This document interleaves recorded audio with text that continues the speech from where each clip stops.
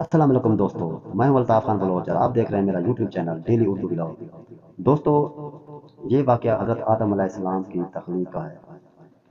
دوستو، بیان پیدائش حضرت آدم علیہ السلام روایان متبر سے روایت ہے کہ جب ارادہ الہی واسطے خلافت حضرت آدم علیہ السلام کے اور ظہور ریاست بنی آدم کے متعلق ہوا، تب حضرت اسرائیل علیہ السلام کو حکم ہوا کہ ایک مٹھی خاک ہر قسم کی سرخ اور سفید اور سیاہ زمین سے لائیں۔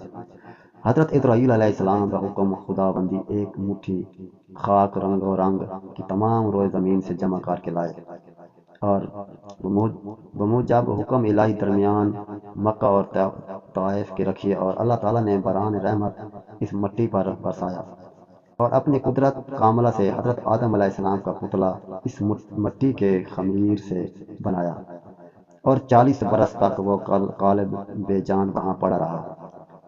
دوستو، جب عنایت الہی نے چاہا کہ ستارہ اقبال حضرت آدم علیہ السلام کا روشن اور مرتبہ شرافت بنی آدم کا تمام مخلوق پر ظاہر ہو، روح پاک کو حکم صادر ہوا کہ بدن آدم سے داخل ہو، لیکن روح لطیف نے خاک کے کثیف میں داخل ہونے سے انکار کیا۔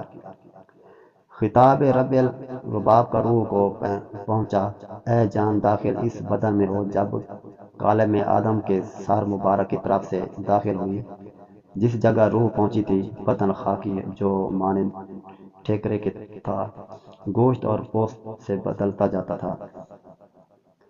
جب روح سینہ مبارک تک پہنچی تو حضرت آدم علیہ السلام نے ارادہ اٹھنے کا کیا، وہیں زمین پر گر پڑے۔ اس واسطے حق تعالیٰ قرآن شریف میں فرمایا ہے، یعنی ہے انسان جلد باز، اور اسی حالت میں حضرت آدم علیہ السلام نے چیخا اور الہام الہی سے کہا الحمدللہ۔ اس کریم اور رحیم نے اپنی رحمت سے فرمایا یرحم اللہ یرحمک اللہ۔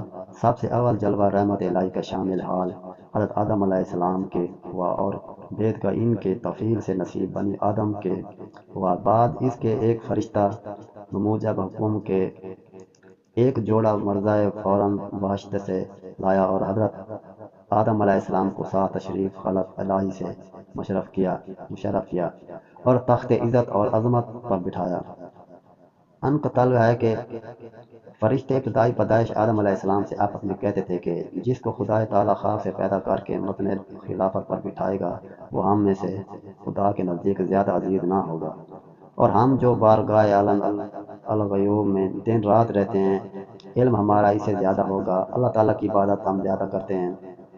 اللہ تعالیٰ نے فرمایا، تمام چیزوں کے نام حضرت آدم علیہ السلام کو الہام کر کے حکم کیا، فرشتوں سے ان چیزوں کے نام پوچھو۔ جب حضرت آدم علیہ السلام نے فرشتوں سے پوچھا، خبر دو میرے تئیں ان چیزوں کی نام سے، اگر تم سچے ہو، تب فرشتے جواب سے عاجز ہوئے اور اپنے قصور کے متعلق ہو کر بولے، پاک ہے تو، اور نہیں علم ہمارے تئیں مگر جو تو نے سکھایا ہم کو، اور جو عالم اور دانا ہے۔ تب اللہ تعالیٰ نے آدم کمال ظاہر اور باطن سے آراستہ کر کے واسطے زیادتی تعظیم اور تکریم کے ملائک اعظام کو، جو آدم کے تخت کے گرد باندھے ہوئے مؤدب کھڑے تھے، حکم کیا سجدہ کرو۔ آدم علیہ السلام کی تین بجر دا حکم الہی کے سب فرشتوں نے بلا عذر تکرار حضرت آدم علیہ السلام کو سجدہ کیا، مگر ابلیس ملعون نے انکار کیا اور بولا کہ میں آدم سے بہتر ہوں، اس واسطے میرے تئی آگ سے اور آدم کو مٹی سے پیدا کیا۔ اس نافرمانی سے شیطان ملعون ابدی ہو کر روندا گیا اور فرشتوں سے نکالا گیا۔ حضرت آدم علیہ السلام بہشت میں رہنے لگے۔ طبیعت ان کی مشتاق 40 حمدان اور 19 محرم کی ہوئی۔